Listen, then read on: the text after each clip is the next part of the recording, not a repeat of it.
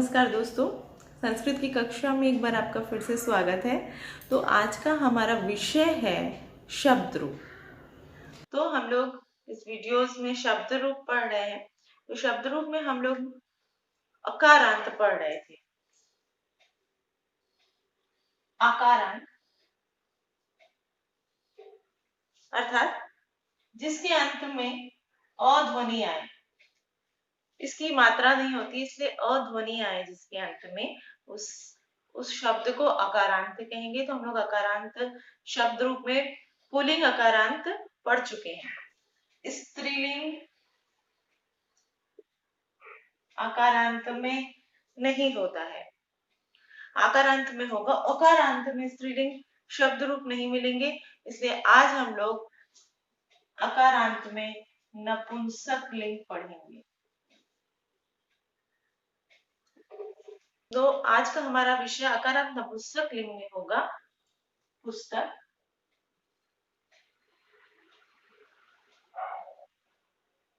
पुस्तक के अंत में अध्वनि आ रही है इसलिए ये अकारांत हुआ। और पुस्तक जो है वो ना ही पुल्लिंग है ना ही स्त्रीलिंग है। तो जो पुल्लिंग और स्त्रीलिंग नहीं होते हैं वो नपुंसक लिंग होते हैं। तो ये नपुंसक लिंग हो गया, तो ये अकारांत नपुंसक लिंग हो गया। अब हम इसके शब्द रूप लिखेंगे। तो सबसे पहले हम लिखते हैं विभक्तियां।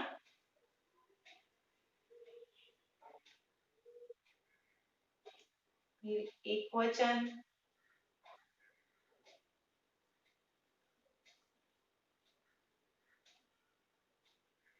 द्विवचन, बहुवचन।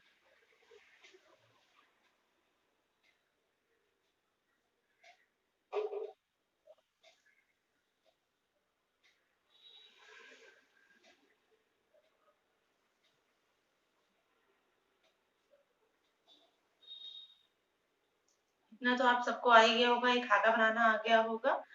अब हम विभक्तियों के नीचे प्रथमा द्वितीया तृतीया लिखेंगे, सप्तमी तक और अंत में संबोधन। एक तरफ विभक्तियां लिख दी गई हैं, प्रथमा द्वितीया तृतीया चतुर्थी पंचमी षष्ठी सप्तमी और संबोधन। और एक तरफ है एक वचन, द्विवचन और बहुवचन, जिसमें एक वचन का अर्थ एक वस्तु या व्यक्ति से होता है, द्विवचन का अर्थ दो वस्तु या व्यक्ति से होता है और बहुवचन का अर्थ दो से अधिक व्यक्ति या वस्तुओं से होता है।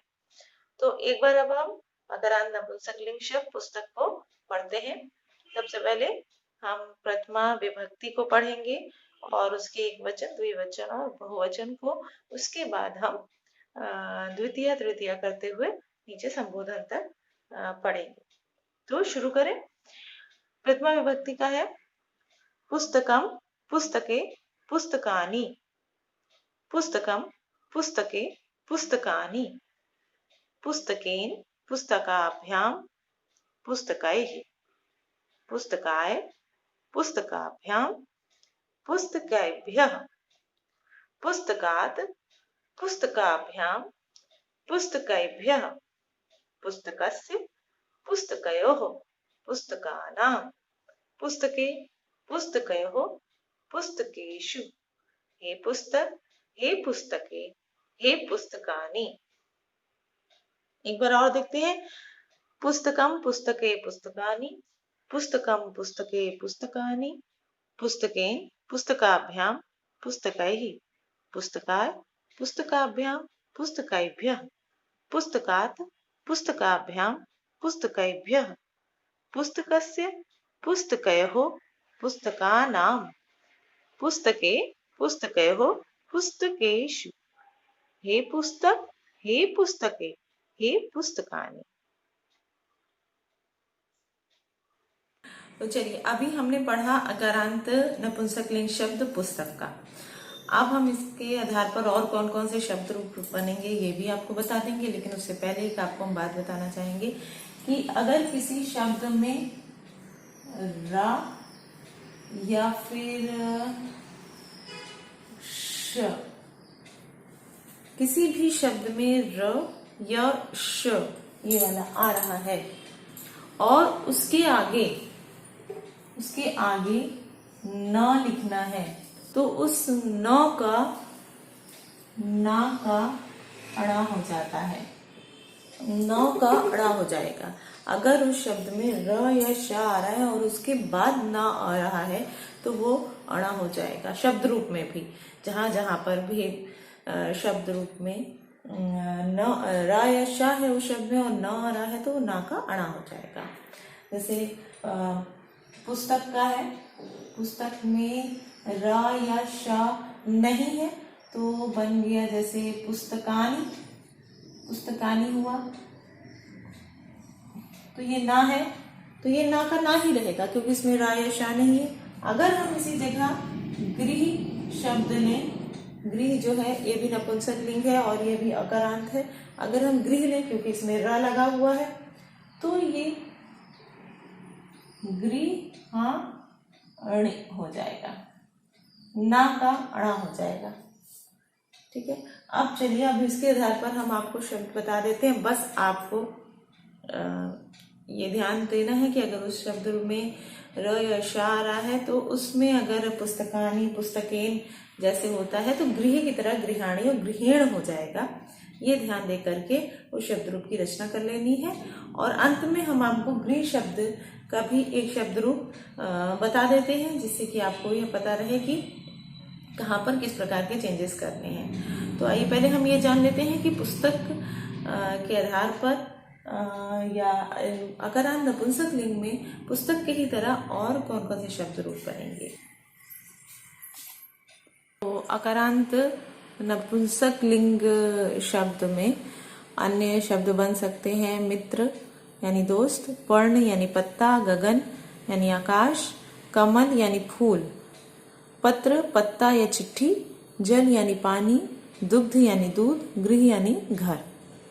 इसमें अब हम मित्र में देखिए रा आएगा, मित्र त्र जो है त और रा मिलकर बनता है त्र, तो उसमें र शब्द है, रा अक्षर है तो वहां पर मित्र में मित्राणी हो जाएगा। और पर्ण में भी र है तो पर्णाणी हो जाएगा। गगन में क्योंकि र नहीं है गगनानी ही रहेगा। कमल में र नहीं है तो कमलानी हो जाएगा। ऐसे ही आपको शब्दों में देखना है कि अगर र या श आ रहा है और उसके बाद ना आ रहा है तो उस जगह पे अड़ा कर देना है। अकारांत नपुंसक लिंग शब्द गृह अर्थात घर, इसका शब्द रूप हम एक तरफ विभक्तियां और वचन लिखे हुए हैं। अब हम पहले प्रथमा विभक्ति को एक वचन, द्विवचन और बहुवचन में पढ़ते हुए अंत में संबोधन तक पढ़ेंगे। तो प्रथमा विभक्ति से शुरू करते हैं। गृहम गृहे गृहाणि, गृहम गृहे गृहाणि, गृहेण गृहाभ्याम गृहे, गृहाय गृहाभ्याम गृहेभ्यः, गृहात् गृहाभ्याम गृहेभ्यः, गृहस्य गृहयोः गृहाणां गृहे गृहयोः गृहेषु, हे गृहम हे गृहे हे गृहाणि।